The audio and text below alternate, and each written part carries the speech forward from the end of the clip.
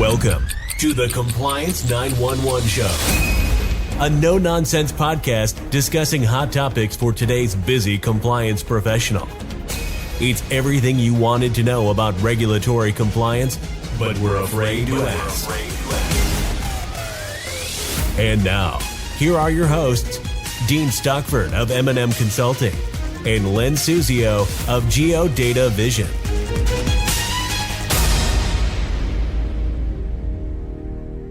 Welcome to our podcast series addressing everything you wanted to know about regulatory compliance, but were afraid to ask. This is Len Suzio with Geodata Vision. I'm joined today by Dean Stockford of M&M Consulting. Dean, the last few podcasts that have been released have had tremendous download volume. So what exciting topic do you have on tap for our audience today? Yeah, you're right, Len, and it's nice to see that type of traction with our podcast. But today I thought I'd keep it brief and discuss the guidance that was recently released, and I say recently in the last few months, by the CFPB in September as it relates to Equal Credit Opportunity Act and credit denials and artificial intelligence. So how we deal with credit denials via artificial intelligence systems is really where I'm headed. Well, that not only sounds interesting, it sounds like it's very timely. And I know a few episodes back, you spoke about AI, artificial intelligence. So this should be of special interest to today's audience.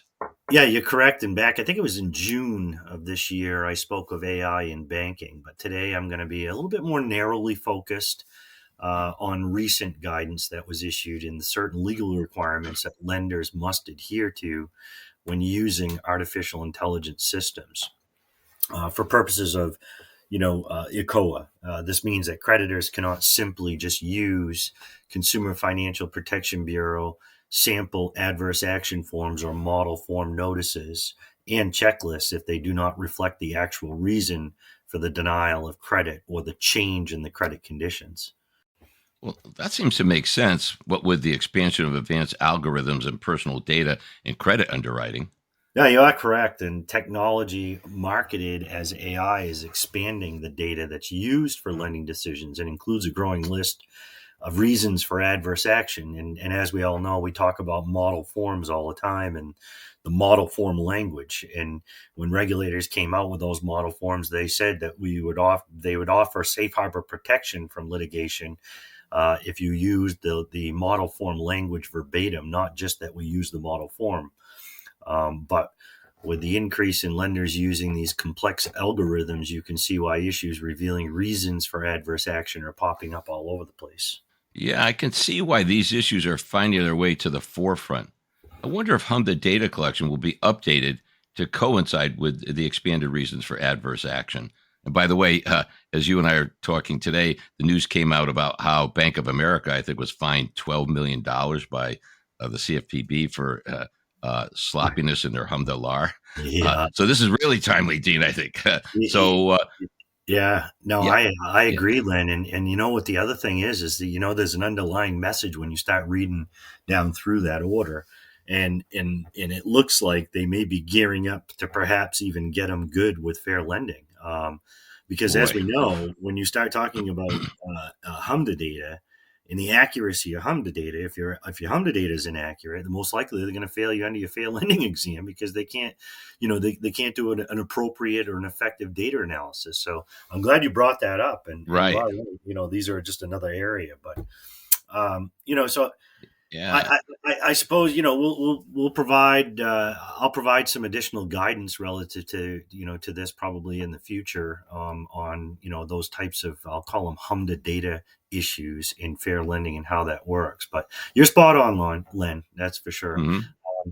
I suppose we'll see some additional modifications too with the model forms, not just HMDA as we were talking about, but we have the option, as you know, Len. We have that option under HMDA to code those denial reasons. So I think that will have to be modified per se to be consistent. And I also think that the model forms that are put out by the regulators themselves will have to be modified. So we'll see. Can you expand a little bit? Can Can you expand a little bit on the specifics of the guidance that you Yeah, expect? yeah, Give the yeah, audience your certainly. thoughts about that, Dean. Yeah, no, thank you for keeping my train back on the tracks, because you know how I get somewhat excited over, you bring something up like the Bank of America 100 violation, and all of a sudden I get a little excited. So, but the guidance is not really it's not really extensive, Len, but it referred to the CFPB Hmm. circular from May 26 of 22 regarding what we call black box algorithms, in which the director Chopra was Hmm. quoted as follows: "Companies are not absolved by their legal responsibilities when they let a black box model making their lending decisions." The same circular warned that compliant adverse action notifications from some models might not be possible, again because of the language that's used, the in the algorithms that are used within these automated solutions. So specifically, the guidance explains that even for adverse action, decisions that are made by those complex algorithms, creditors must provide accurate and specific reasons so that the consumer again can discern as to why they were denied credit. In addition to those circulars, the CFPB also issued an advisory opinion that the law requires lenders to provide those adverse action notices to borrowers when changes are made to existing accounts. And that's often forgotten about in a lot of cases. When we're making a change, a negative change specifically, when we're taking adverse action on an existing account, we're also required to provide notification to the consumer. So when you take these circulars and or opinions, they're really not anything new, I guess you could say. But the expansion of the adverse action reasons is certainly growing in attention from the regulators. So, again, I would revisit my controls and make sure that if we are using model forms and we are using these artificial intelligence systems for underwriting purposes and making decisions, then we want to make sure that we're using appropriate reasons for doing so. Dean, in the many podcasts that you and I have recorded and broadcast, I know you almost always make it a habit not only to point out problems, but to give some advice to the audience. Before we conclude today's recording, do you have any additional advice that you'd like to share with our audience?